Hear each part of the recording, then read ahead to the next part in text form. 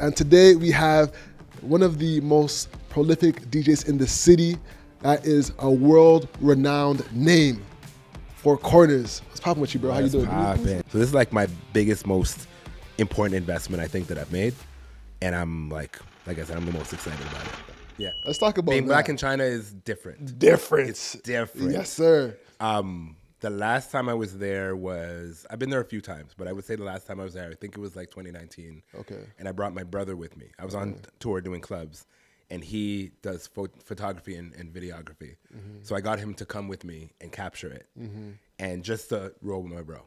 Mm-hmm. And in Shanghai, we got stopped several times to take pictures with people that I definitely don't know who I am. Yeah. They're just like, Black people.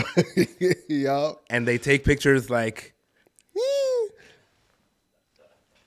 it's a real thing. That's a fact. It happened to me too when I was out And there. I'm not 6'8". So like, imagine being like a basketball player over there. God. You stand out, because that was the first place in my life that I ever went that for blocks, and like, I want to say I walked like 3-4 blocks and saw nothing but Chinese people, like nothing but one race of people as far as the eye could see. After about 10 minutes, I saw like one white lady. But I've never been immersed in one culture like that. I'm from Toronto. There's everybody here all the time. Mm-hmm. Everywhere else I've been, you always see some, mix of people. China was Chinese. Yeah. Chinese. Yeah. But then like you go to nightlife and like, at the club, it was a mix. Yeah. Expats and you know what I mean? Yeah. But on the regular street where I was near my hotel, the very first time I went there, I was like, whoa. Yeah, it's this different. Is not like anything I've ever experienced before. It was cool though. I like culture shock. I don't love going to places that feel too close to, like too Western. Yeah. Like I like to experience different cultures. So I agree with you to a point, but I dislike the experience I had in China. Yeah, what happened? So I was only there for a day, by the way.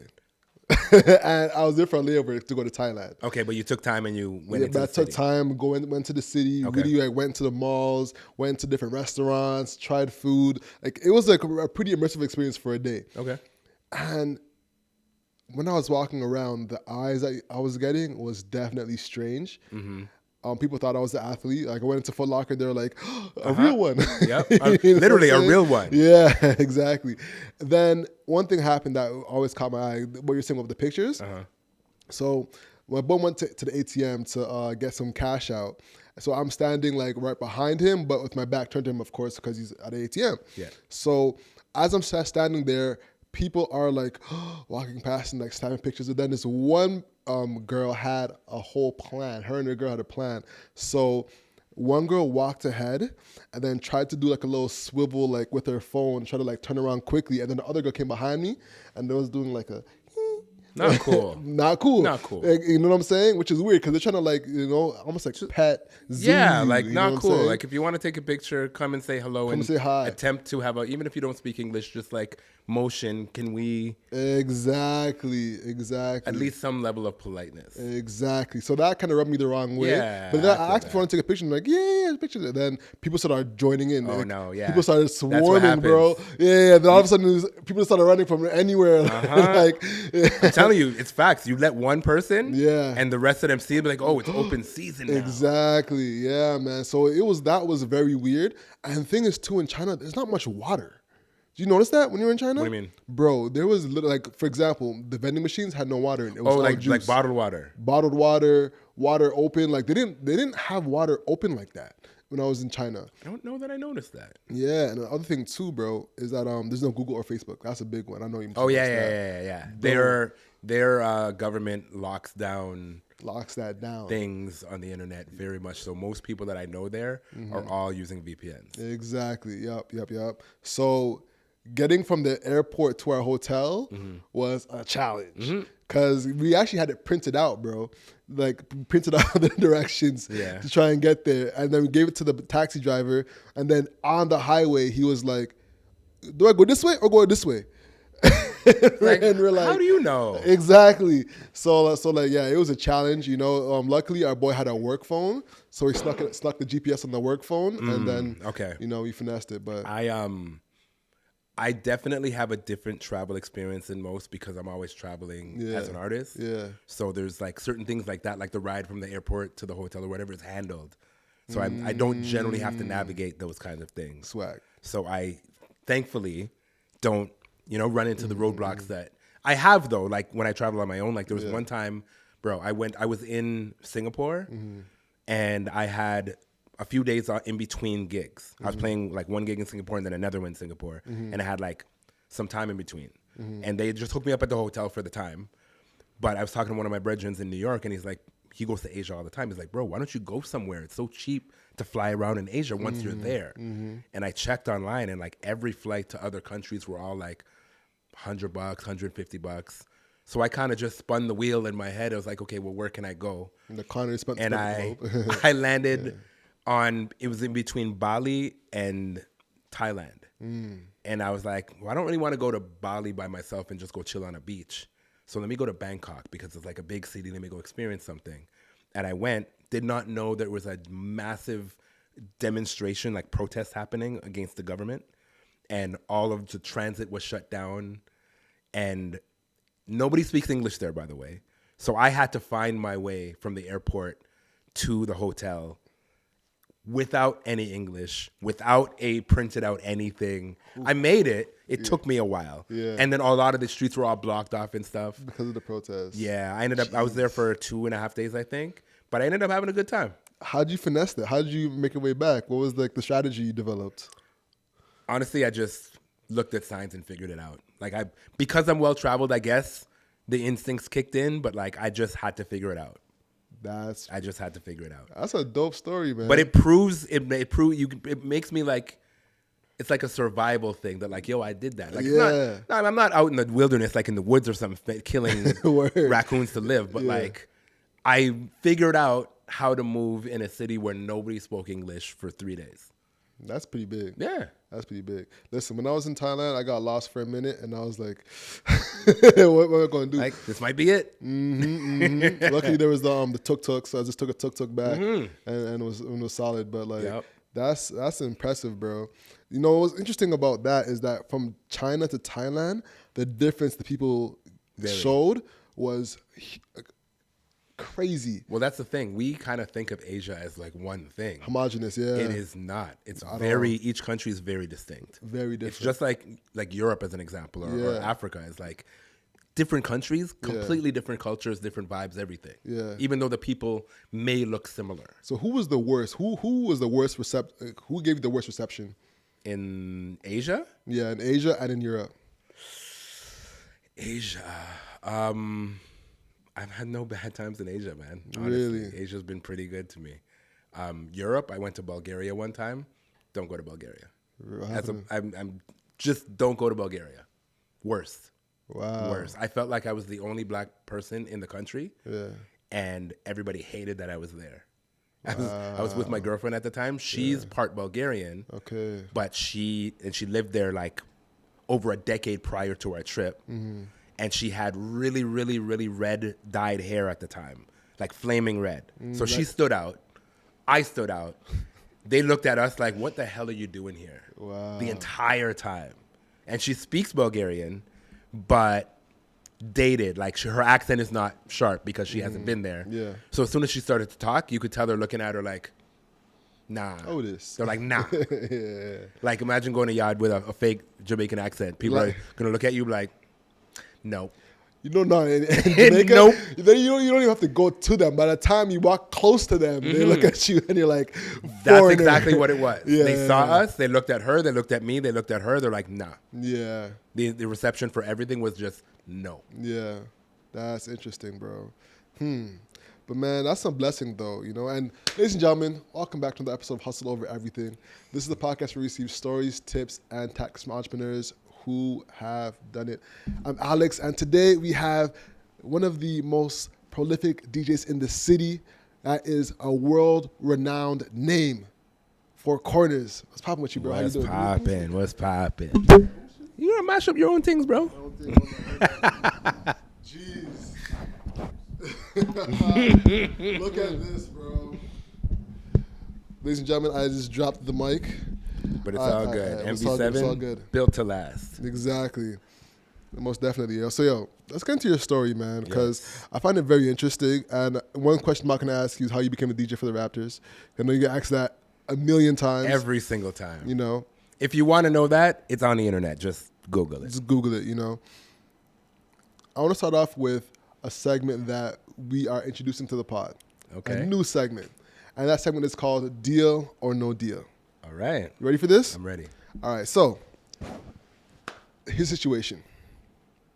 You get hit up by one of your homeboys from time that you know you have a love for. Okay. And where's this going? I don't know. Let's go. they're like, yo, Kirk, my guy, I'm launching my first conference and I need a DJ for it. It's my first time launching a conference and my money is tight.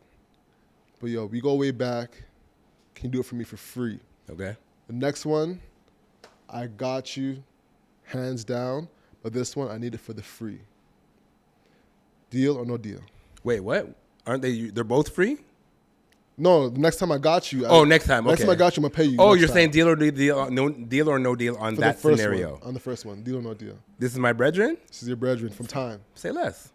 It's done. It's done. It's done. I take care of my people. Interesting. If it's somebody that I don't know, yeah. nah. Interesting. If it's a cold call, absolutely not. Of course not. Yeah. But if it's my, somebody that I consider close, Yeah. absolutely, absolutely, no question. the homie discount. I Not appreciate even that. the discount. The homie, like, yo, I want to see you win. Like, Yeah. you're starting something that's real. Let's do it. How can I help? I appreciate that because sometimes people are like, all right, if it's the homie, if it's the friend from time, I'll give you a percentage off. But I respect the fact that you went completely No, free. this is I wanna not. see you win. Yeah, this is not the homie saying, "Yo, I'm throwing up a party. Can you come DJ?" This is like, "Yo, I'm starting a conference." Yeah. It's like, "Yo, that's work. You're building something." I love that. Let's go. That's solid, bro. That's solid. Awesome, man. So let me ask you something. What was your first free gig? All of them. When I first started out, I hope people understand. I need you to understand. When you're starting any business, the money doesn't come on day one. Probably not day 2, day 3, or day 4 either. You gotta figure it out. And for me, starting off in this business as a DJ, it's like I have to give people a reason to want to pay me something. At the beginning, there is no reason. It's like I was like an intern essentially. So I used to not even just play for free. I used to, in order to even get the opportunity to play anywhere, I started by giving out flyers for local promoters. I started showing up early to my favorite DJs' gigs to like help them carry in their records, his records at the time, to like gain their favor. And they let me, to get to know them, and they like, let me hang out in the DJ booth because I was already going to parties. And, I'd made some friends that were DJs. But when I started to show them the flex that like, yo, I'm getting into DJing, like a lot of people say a lot of things. So I wanted to show them that I was serious. So I showed up. You know what I mean? I offered help. This podcast is brought to you by Narai Cellars Wine, one of the only Black-owned wine companies in Canada. So not only are you supporting the show, but you're supporting Black ownership. Now, who is Narai Cellars Wine? They have 10 years of experience in winemaking. So what we're going to do is going to hit the link below and visit naraicellars.ca and try the wine for yourself. Let's get back into the show. Yeah, so before I was able to start getting paid for gigs, I used to do whatever it is that I had to do. I wasn't even getting free gigs yet. I was trying to get gigs, period. So I used to hand out flyers for promoters. I used to show up early and help DJs carry their crates of records. And, try to like gain their favor, get to, be on their good side. They let me hang out in the DJ booth, watch what they do and how they do it. And then I would go home and practice on my dad's turntables and try to figure out how to do what I saw. But, until I was paying those dues enough to get a shot that, a couple that I'm like, all right, cool. And those first few gigs were, just coming open for me. And after that, it started to become, okay, well, I'll give you, a couple $100 here or whatever. And then it grew from there. So early on, I did several gigs for free, several. Do you have a janky promoter story? Plenty. What comes to mind? I felt like there was one that came right No, to the front honestly, of your it's brain. always the same shit. It's just like you do the work and you don't get paid. You have to chase them for money. Thankfully, I've turned the corner, no pun intended, long ago that's not really a thing that happens anymore. But surprisingly enough, the odd time it is still like a bit of a tooth pull. But that's Omar's job to chase them now. He's your manager? Yeah. Okay, amazing. Now, one thing I actually talked to Akil about, our mutual friend, is when it comes to being a DJ, there's actually people that book you for gigs. And there's ways to like go on different websites that you get booked for gigs. Have you used any of those? Like DJ agency type Yeah, things? like a median website, like kind of like an Airbnb for DJs. Nah, I've never done that. Really? Okay, cool. No. I always wanted to know if there's a DJ listening, like what options they can have to get gigs quicker. You know, what solutions do you have for that DJ that's like, all right, I have been practicing, I'm honing in on my craft, and I want to get into those spaces to start promoting myself and start, getting that real life experience. Is just going to a club straight and just talking to somebody, or like? My advice for that is the same that I give for pretty much any business that you're trying to get into. Make some space for yourself in the spaces where the thing happens. So if you're trying to be a DJ and you want to DJ in clubs, go to clubs. Go to the clubs that you want to DJ at. Yeah. Meet the people that make it happen. Not on a pushy, I want to spin here, give me a shot. Just like go and support, be a patron. Like I said, I went and made friends with the people who were making it happen. Not even just on some, I want to get something out of them. Just like, I love this and I want to be around it. And from that, the things come. You know what I mean? When given the opportunity, I was like, here's my CD. And eventually that turned into, like the turning point was like for one of my first major gigs, there was a promoter who's one of my brethren to this day by the name of Ian Andre Espinay. And he was one of the first promoters that was doing big parties at that time that gave me a shot. It was an opening slot. It was like 10 p.m. till 10:25 p.m. before anybody was even in the club. But I was on it and I was on the flyer and I got to, get my feet wet in there. But it was a blizzard. I was hired to do flyers for him and I showed up. Me and my partner at the time, we showed up. And he was like, all right, you've shown me something tonight. Next opportunity I have, I'm going to put you on a party. So my advice is like, show up. Go to the thing that you want to be a part of. Like, if you want to be a podcaster, you can start a podcast, yes, but also it would be a good idea to meet other podcasters, get on other podcasts. How do you do that? You got to meet people, maybe if there's a conference or something, or if there's anything where you can go where podcasters are going to be at, go there, be in the room. That's huge. That's a fact. This ambulance passed by. Toronto thing. It's a Toronto thing for sure. You know what I'm saying? All right. As you make it into those rooms, start to grow your brand, what was the people around you saying? Because you're starting to build up your brand, and the people around you have to change as you build your career up. How did your friends and family have to take your career rising? My family was supportive once they started to see motion. I mean, my dad was always supportive. My mom was very apprehensive just based on her wanting me to be okay. Like, I know she never had any malice toward me chasing my dreams, but she was worried that I wouldn't be able to feed myself because this is not a go to school, get a job type of thing. For sure. My friends it was lit. They got to come to the club and have fun and, get to be on the list or just roll in with me or get some free drinks or whatever. That was never a problem for them. They loved that. And your parents were into music too, right? My dad was. My dad was a musician first, and then he became a chef when he settled down, so to speak, and like when I was born and all of that. But he was always a creative person. He was later picked up photography and was being a photographer. I used to go with him on gigs and be his assistant. He figured out how to build computers. So my dad was just that dude that whatever he wanted to do, he just figured it out. He was just like right brain, that creative side was. I get a lot of that from him for sure. And it kind of echoes into you because you're not just into DJing, you're into making music, you're into producing, you play instruments, Is that the thread that kind of connects you two? Absolutely. Yeah. Everything in me that's about music comes from my dad, for sure. I grew up with a massive record collection and instruments in the house. He encouraged me, he and my mom, but like mostly he, because he was in that, encouraged me to take piano lessons as a kid. That led to me being in bands in elementary school and high school, and it was always music. And I didn't even know I wanted to do this as a career. What do you want to do? I went to university to be a writer.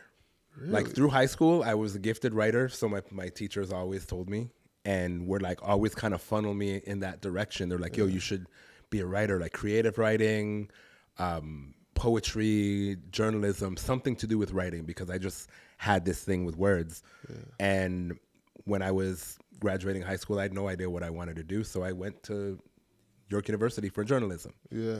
And I went there for 2 years and hated it, and I dropped out. But during that time is when I discovered nightclubs and like the party scene and DJ culture, and that kind of took over from where the writing was. I was like, you know what? I don't want to do this anymore. I can't sit in this classroom and talk about one paragraph for 3 hours. This is way more exciting. And then at York, they had they still have a radio station on campus. I wandered into there, met some people there, hung around enough that these girls that had a show on Tuesday mornings asked me to bring some records one day and spin with them.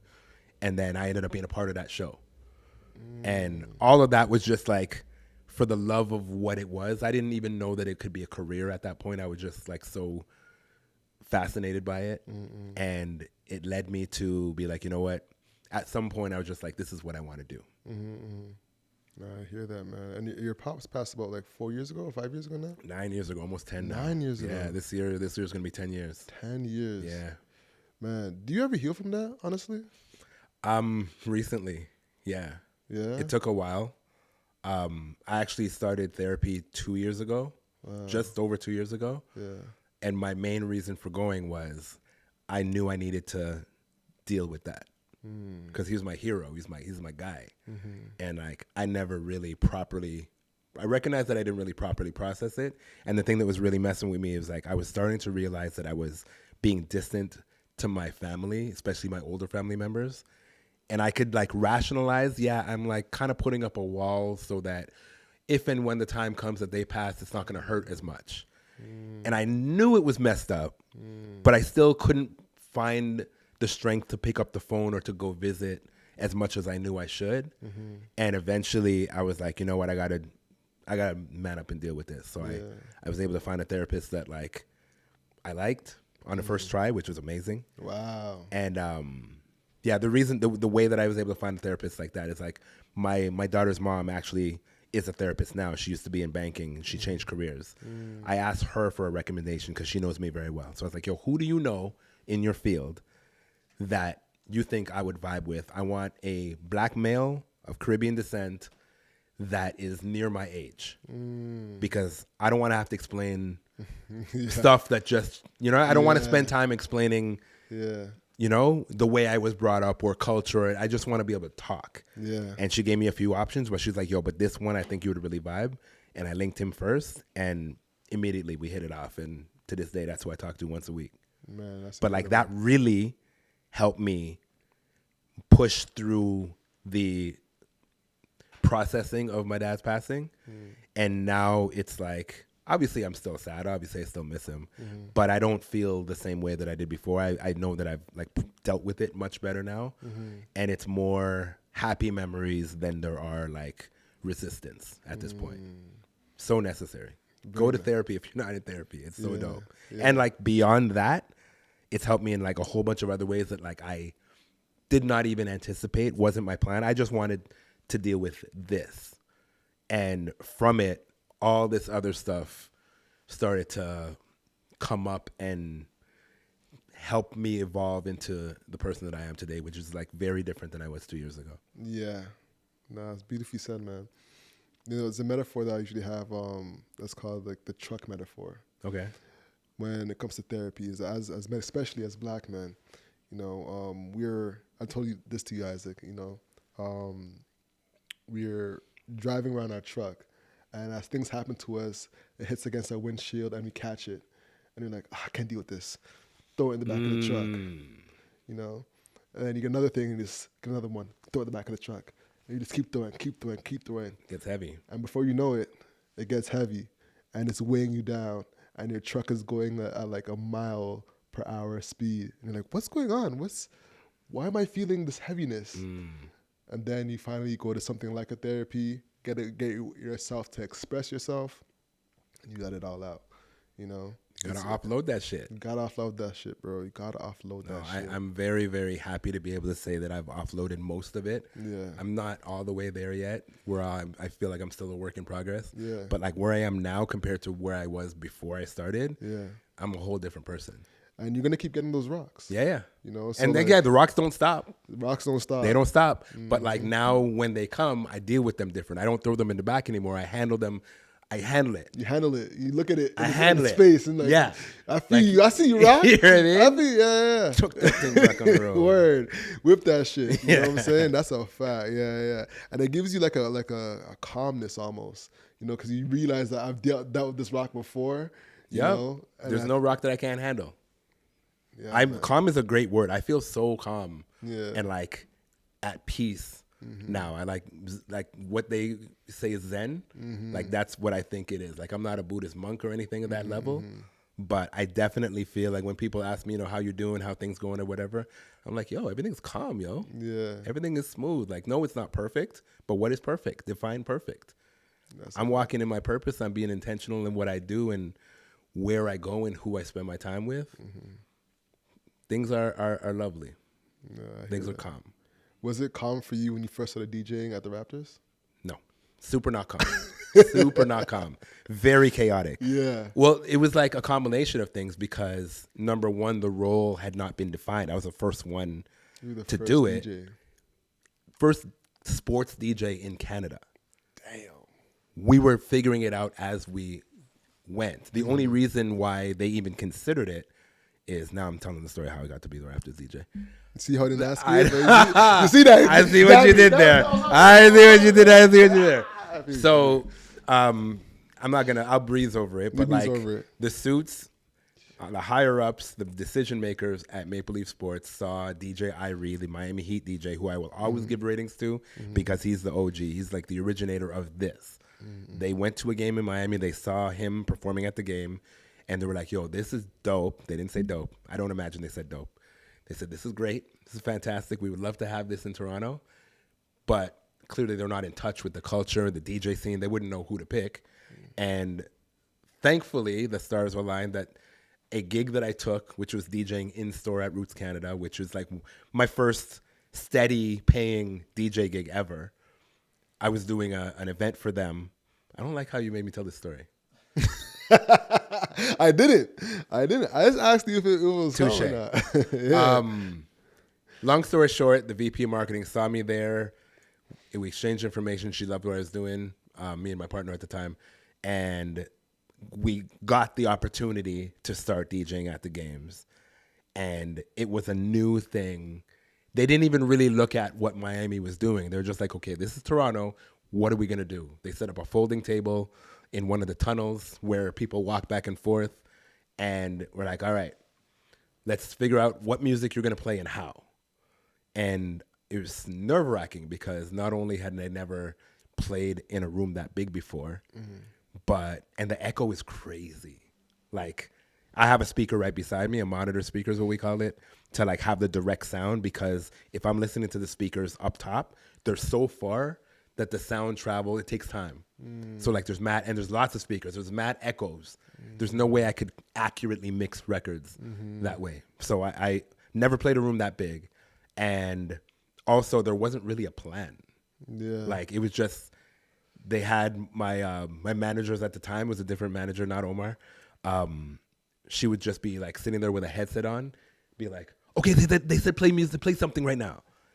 And like I would play something. And that's literally how it started. That's wild. Now it's a well-oiled machine. We got it down. But at that time it was chaotic and I was hands shaking, hoping that I don't mess up. I was playing real records at the time. This was 2005. So it was before digital DJing is what it is now. So I was playing actual records. So I'm just like praying that the records don't skip. All of these things were happening. It was literally just like a project table, like what you would have at school.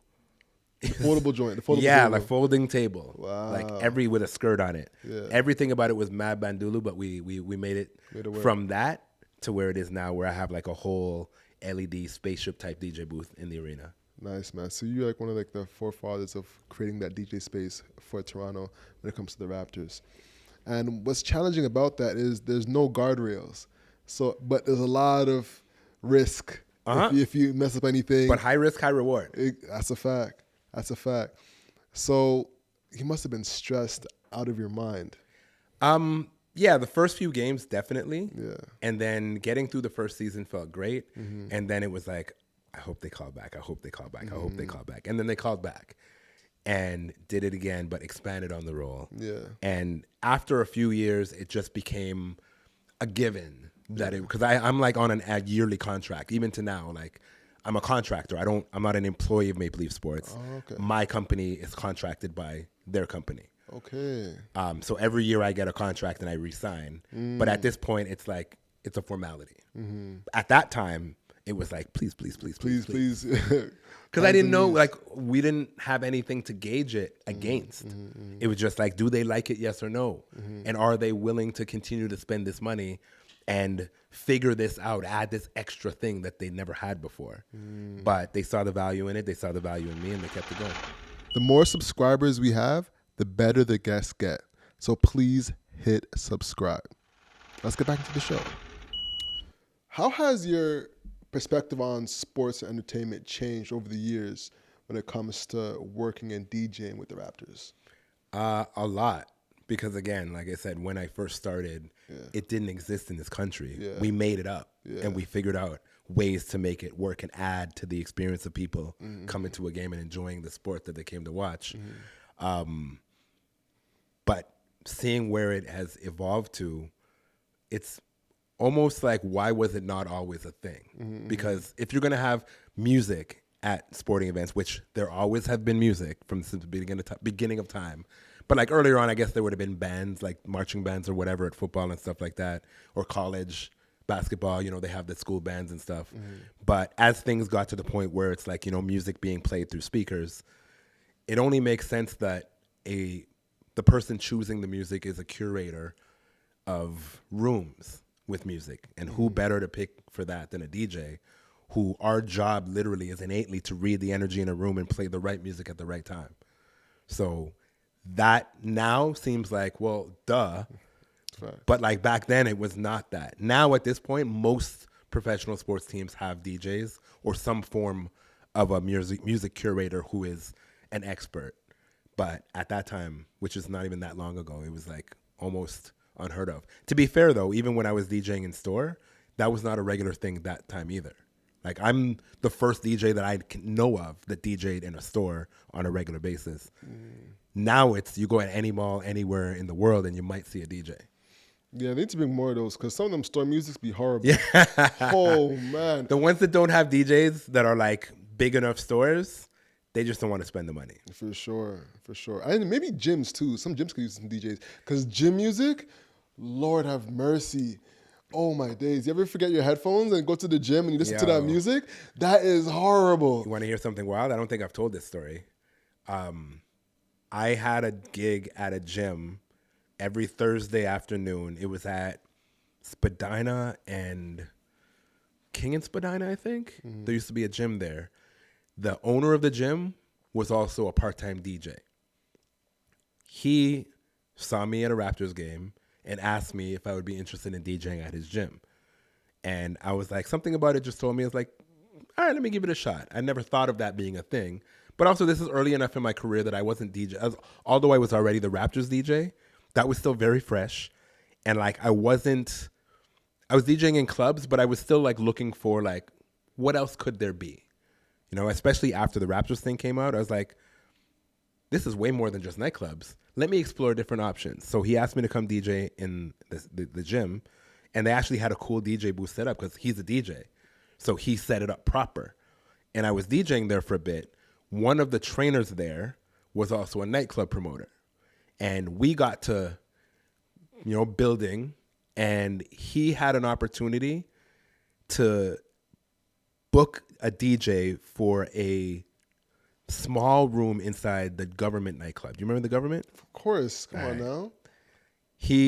It was called the Deluxe Lounge at the time. And like they were trying to figure out what to do with that room because it was like a small room encased in glass overlooking the main room where they had like big international house DJs playing every Saturday. And they thought maybe, they can make it a little hip hop room. So they tried a few different DJs and it wasn't working. And this guy that happened to be working at the gym, who happened to like just be trying to get in as a promoter there, and got the idea to like, yo, let me see if I can get you booked there. And he did. And I did one Saturday and they were like, we like him, bring him back. So I did another Saturday, ended up being a resident at that club for like 8 years. 8 years. And it came from DJing at the gym. That's from the gym. Okay, got you. Damn. Well, it came from DJing at the Raptors. True. It's a chain of events. Yes. But like, if you want to take it back, like DJing at the Raptors came from DJing at Roots Canada. Yeah, that's a fact. So like, the point of it all that I'm trying to make is opportunities beget other opportunities. For sure. And have you ever read the book, The Alchemist? I have the book, but I haven't read it yet. Okay, I urge you, read that book. It's one of maybe my favorite book ever. The premise of the book, you'll read the story and it's a really dope story, but like in the story, there's a overall overarching theme.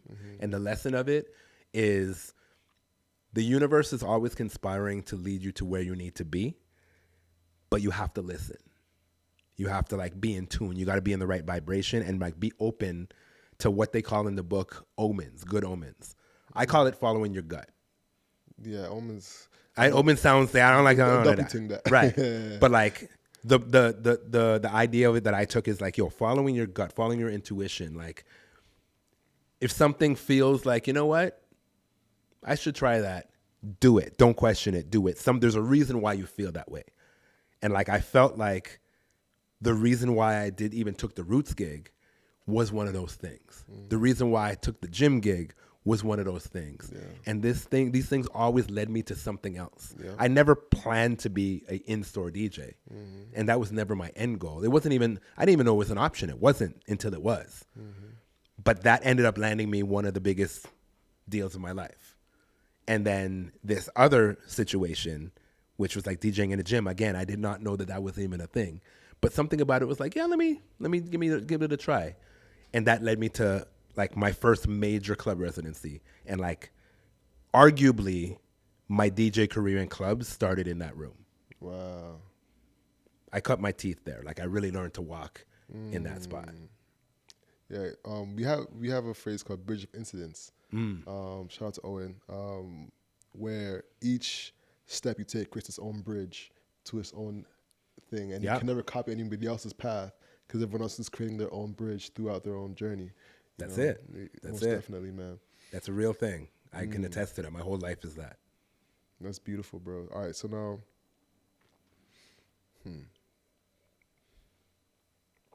you developed at this point, in your storyline.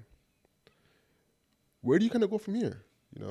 Is this when you start to go into music and start to produce more? At that point, no. My goals at that time was to travel.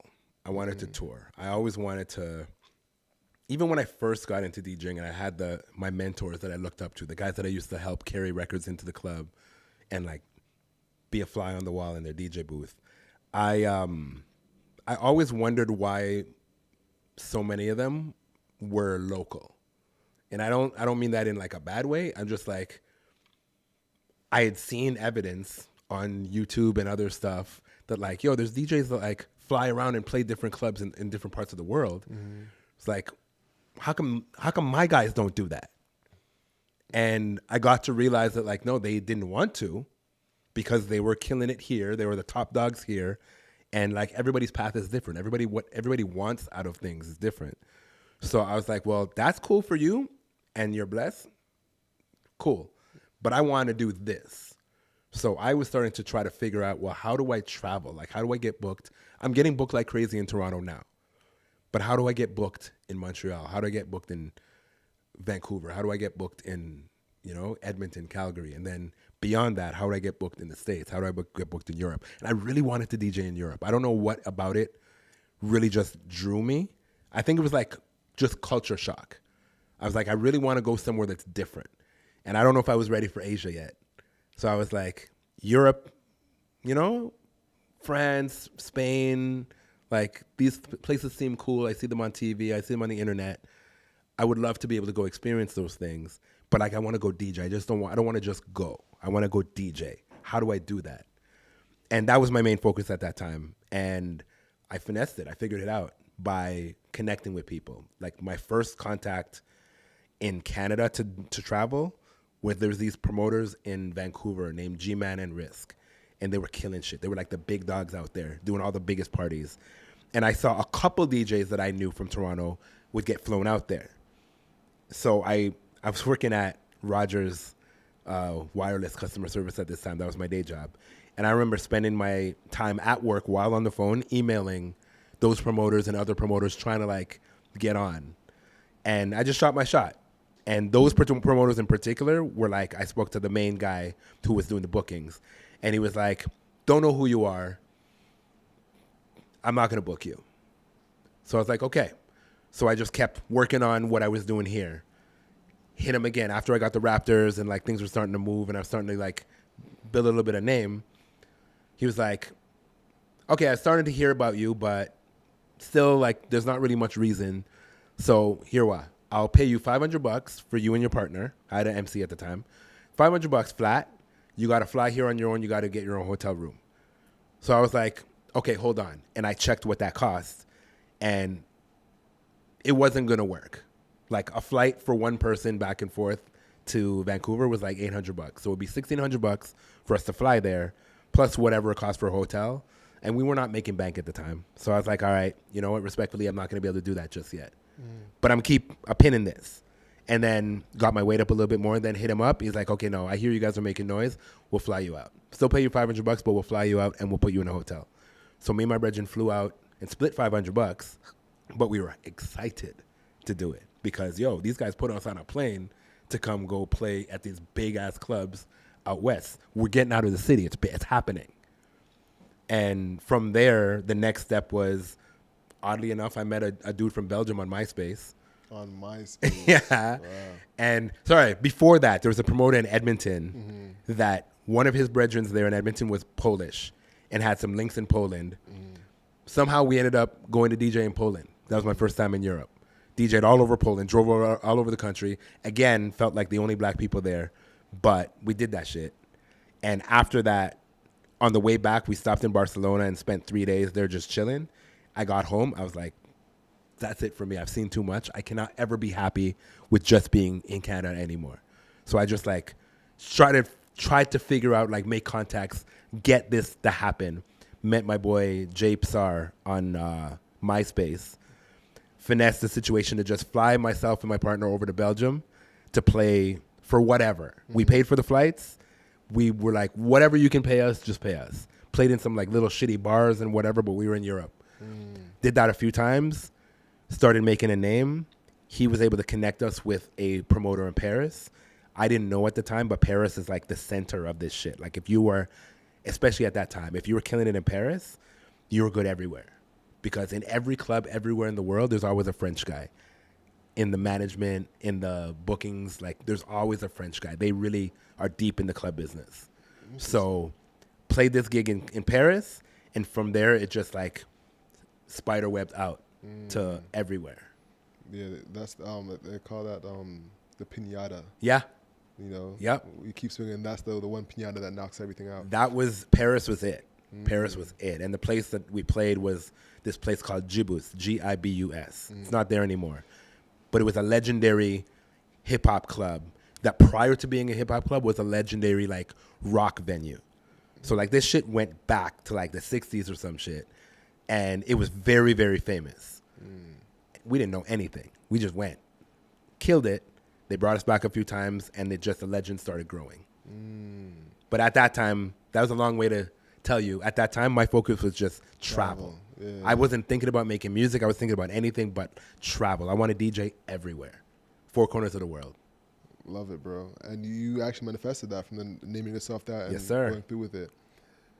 What was the amount of volume it took to make those connections? Like out of 100 emails you're sending out, how much were actually converting into net new connections? Very low percentage. I couldn't tell you the number, but like very low, less than 10%. But That's the gem right there. yeah, but like the connections, the ones that did work, I nurtured the fuck out of those ones. Like I really, like everybody that I'm naming, they're all friends to this day. Like we're real, actual friends. And that's like, I think that's the best part of what I've been able to do is work with people that I love to work with people that I actually enjoy their company. And like, I rock with them, like for real, not just on some business. Like if you're here, come to my house. Yeah. Like, you know what I mean? Yeah. Let's go eat. I can come to your country and like, I might not even be DJing. I'll just pass through and like, let's hang out. Yeah. Like that type of relationship, real, actual relationships. That's awesome. 'Cause especially in the modern relationship, everyone's so networky. Yeah, no, not transactional, actual, real, legitimate friendships and relationships. I struggle with that. I struggle with developing strong bonds, you know, especially with a podcast. You're constantly meeting new people. Yeah. So it's hard to like really get in and develop net new relationships. Any tips for that?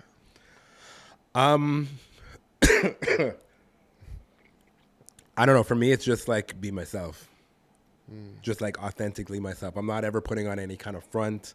I'm not ever trying to pretend. You know, I don't believe in act as if. I believe in showing up as who you are. And the people that rock with you will rock with you, and the people that don't are not for you. Fair. And that's never steered me wrong. And like following the gut, following the omens. But if my spirit doesn't take somebody, doesn't matter what they can do for me. So you know you're Caribbean. Yeah, if it's like, you know what I mean? If you know what you know what that feels like. And if it's off, I'm like, I'm not going to go down that road because that just means that I'm going to have to be around somebody that I don't vibe with more than I would ever want to. I only want to be around people that I vibe with. I hear that. That's real. And sometimes the check requires you to be around people that you don't like.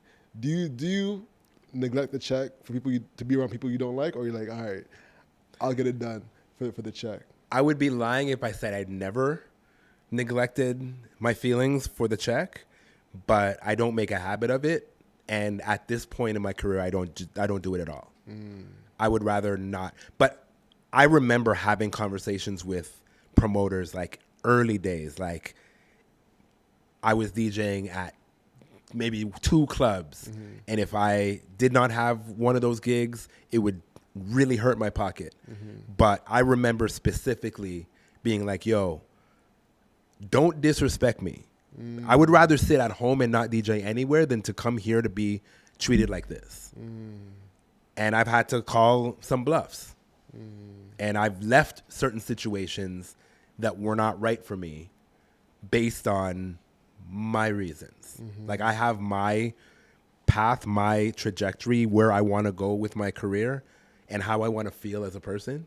And anything that's not in line with that has to go.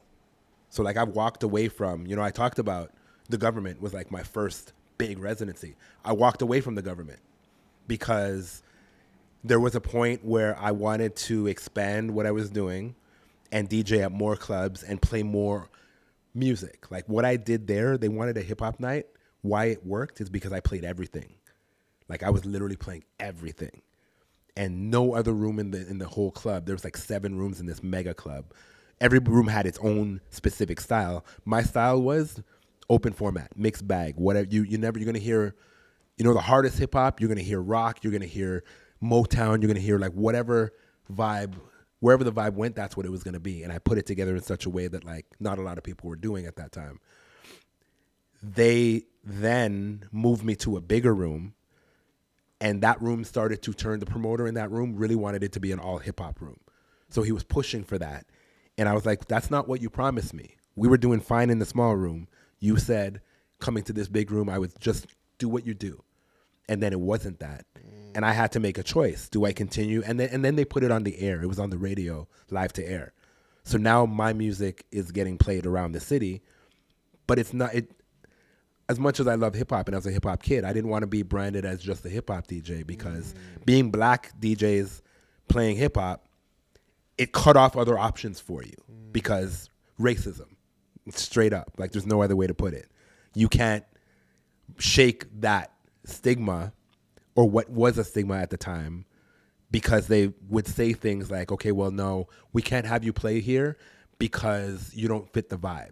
What's the vibe? You know what I mean? Or they would be like, you would hear, whispers about, yeah, no, we can't have Four Corners play there because the crowd's going to be too dark. You know what I mean? Like shit like that, where I and my partner at that time took intentional measures to break that. So for like a year, we came suited up. We would put on blazers, button-up shirts, be the best dressed people in the club in any club we went to. And we even, like, we're not brothers, we were just friends, but, like, we dressed like twins. Like, we were the exact same thing. So no matter where we went, even when we were not DJing, people would be like, yo, who are those guys? What do they do? They look like they do something. And we just built this reputation that was undeniable. And then I made this one mixtape called The Mashup Theory, which was, still one of my favorite things that I've ever done. It literally was a mix of every kind of music, old and new, in a way that nobody, at least in this city, had done at that time. There was other DJs doing it other places, but like nobody had done it here. And with that CD, you could never brand us as hip hop DJs because yes, there was hip hop on there, but there was like all kinds of other stuff on there too. Mixing Drake with Maroon 5 and stuff like that. Like they'd never heard anything like that. That kicked in the doors for us to get into all these other clubs that didn't want to let us in. And from when we got in there and we tore it up and all the girls loved us and everything was going great, then we stopped wearing what we were wearing and started going back to wearing our baggy shit. And it was too late. They couldn't not have us there because we were making the money at that point. You know what I mean? So like, but in all of that, there's always been circumstances where I had to say no and walk away from something. I had to walk away from the government. You remember Circa nightclub? It sounds very familiar. Circa was like the competitor to the government that a legendary club owner named Peter Gation from New York came and built. It's a Marshall's now down on John Street. Yeah, that looks like a club. When you look at them, like it was look it up. It was a mega. It was a beautiful club. It was a mega, and it was the competitor to the government. Got you. When I quit the government, a couple weeks later, they booked me and hired me to be a resident there. And then that club ran into a financial situation where mans weren't getting paid. They didn't have money. Nobody was getting paid. So we had to walk away from that. Then there was a time I got a radio show on, I'm not going to name the station, but I got a show that was like not Flow. You know what I mean? I've been on Flow too, but I got on a station with not Flow, had a wider reach, better signal, all that. They were like, do what you do. And then in time, because of the nature of radio changing, because streaming has become more popular and radio stations are like trying to figure out what to do, they were like shrinking their playlist. So they were not allowing me to do what I do anymore. They were like, only play this, only play this. It was when they told me don't play any Canadian music that I was like, that's it for me. Don't play any Canadian Don't music. play. They were like, yo, we'll play Canadian music in other hours. During the mix show, don't play any Canadian music. Interesting. Because we don't want people to change the channel. You know the rules about in Canada, you have to play a certain percentage of Canadian music. What a lot of radio stations were doing, and probably still do, I don't know, I don't listen to radio that much anymore, is stack the Canadian songs to one side at like late at night or early in the morning. So like, what? We played it. You know what I mean? But like, it's not during peak hours where they were concerned. Or to be honest, it's probably not that much anymore because there are big, globally famous Canadian artists now that they can lean on, like the Drakes and Weekends and, you know, Shawn Mendes and Bieber and all that stuff, the Jesse Reyes. They can play a lot of artists now in prime times. But at that time, it wasn't quite that yet. And I made a choice. I was like, well, I'm not going to be able to do the show anymore. Wow. Walked away from that. But everything always worked out because the decisions I made were always about like, what am I actually trying to do here? You know, I'm not just here for a check. I'm here to like make an impact. I'm here to live a happy life and like do what I love. Yeah, kind of like the 20 million streams you've the made this year, you know, on Spotify. 24 million. 24 million. Excuse me, you know what I'm saying? Yeah, independently making music that I love to make. So you're unsigned, making 24 million streams per year on Spotify alone. That's Spotify alone, yeah. Spotify's the big one, though. The bulk of my streams are from Spotify. Mm-hmm. Most definitely. So let's touch on that. Then I want to touch on you as an investor. I know you invest into some companies as well. So when did you become the artist side of Four Corners? I know you've always been an artist as a DJ, but it feels like there's a bit of push to becoming an artist over the last year. Talk to me about that. Well, gradually, it happened gradually. Like, I want to say like maybe 8-9 years ago, I started dabbling in, you know, making edits and remixes and trying to figure out production. I did something in 2014 that was like supposed to be a remix for a friend's mixtape that he loved so much. He was like, yo, what if we drop this on SoundCloud as a song instead of just putting it on the mixtape as a remix? And like, I flipped the song David Banner song Play. Don't play with it. I flipped that and replayed the Beamer, Benz, and Bentley. And like put like a different kind of, I made it 100 beats per minute and like put a different kind of production, like drums underneath it, and released it and called it Work. Like chopped up the vocals. He says work in it. He says work that. I just took work and like made that, and we called it Work, and it blew up. And all these big DJs around the world were starting to play it. Like the first big thing was DJ Snake played it on BBC Radio on his first ever mix when he was coming up. Because I met Snake in Paris when I was talking about like when I first started playing in Paris. So all of that was happening, and I was like, shit, maybe I should actually pay attention to this production thing. But it took me a while to like get really good at it. That was like, I don't want to say that was a fluke, but like I wasn't ready with anything else after that. So I didn't have any follow up. So I had to go back to the drawing board, and like that one was special. A lot of the other stuff that I did was not special. It was not good. A lot of shitty records, but learning.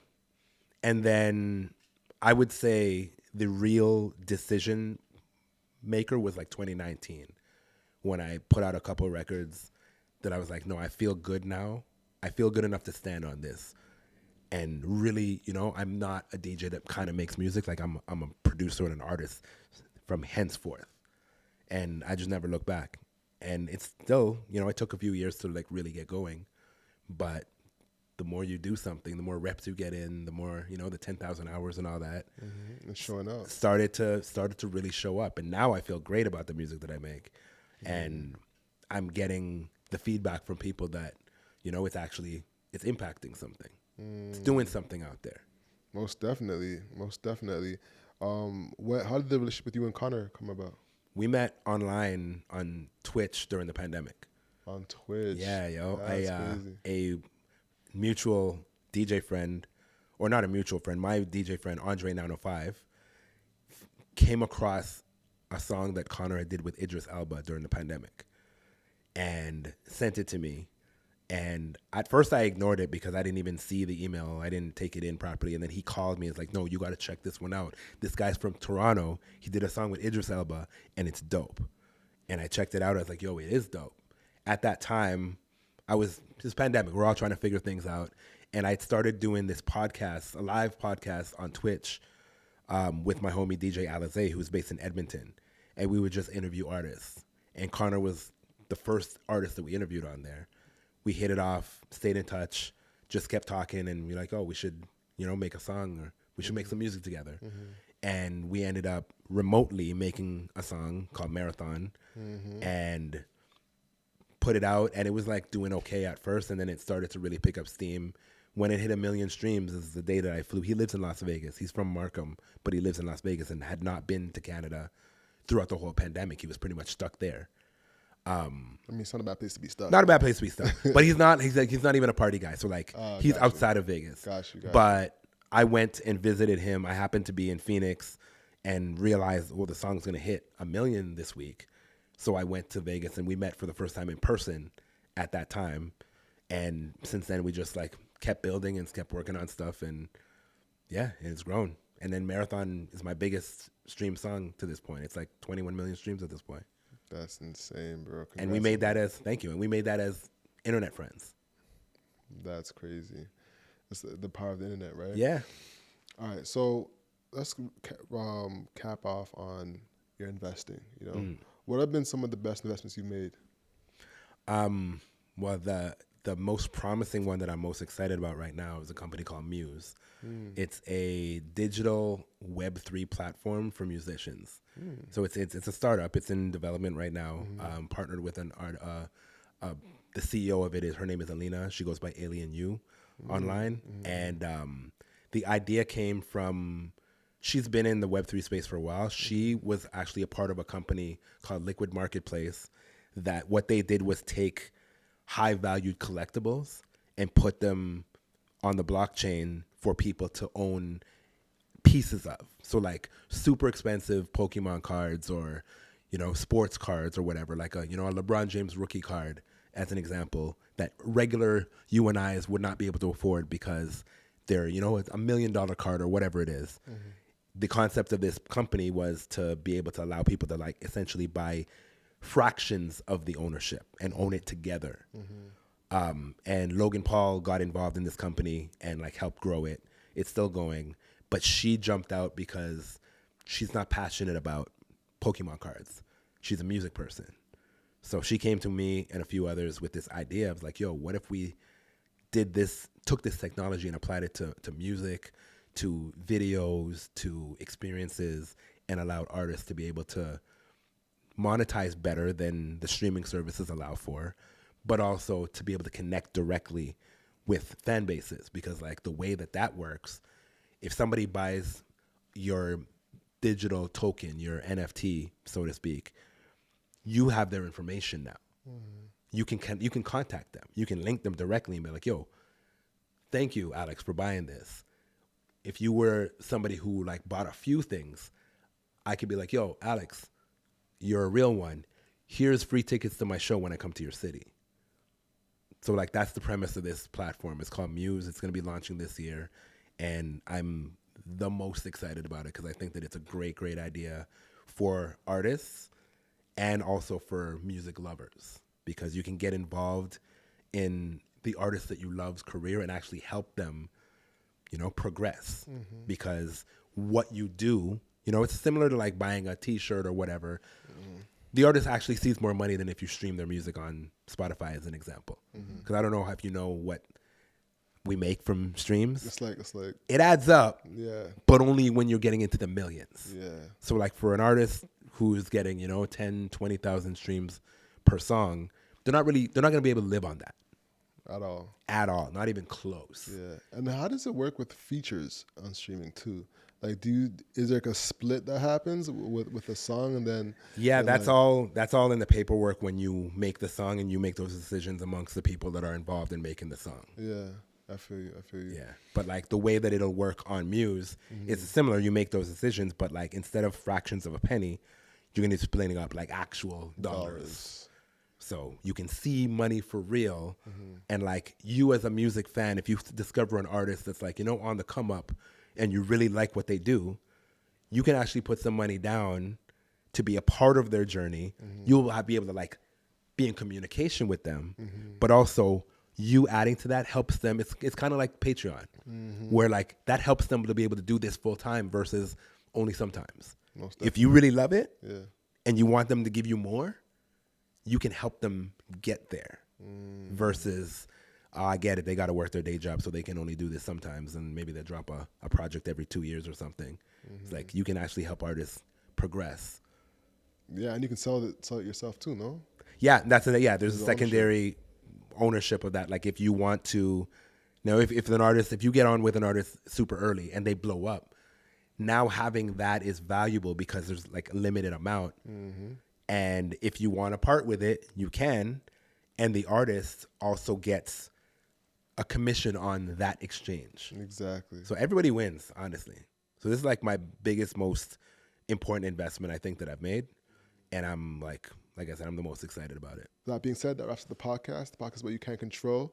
So control your grind. I control your life. I'm Alex. I am Four Corners of the World. That's a show, y'all. Peace.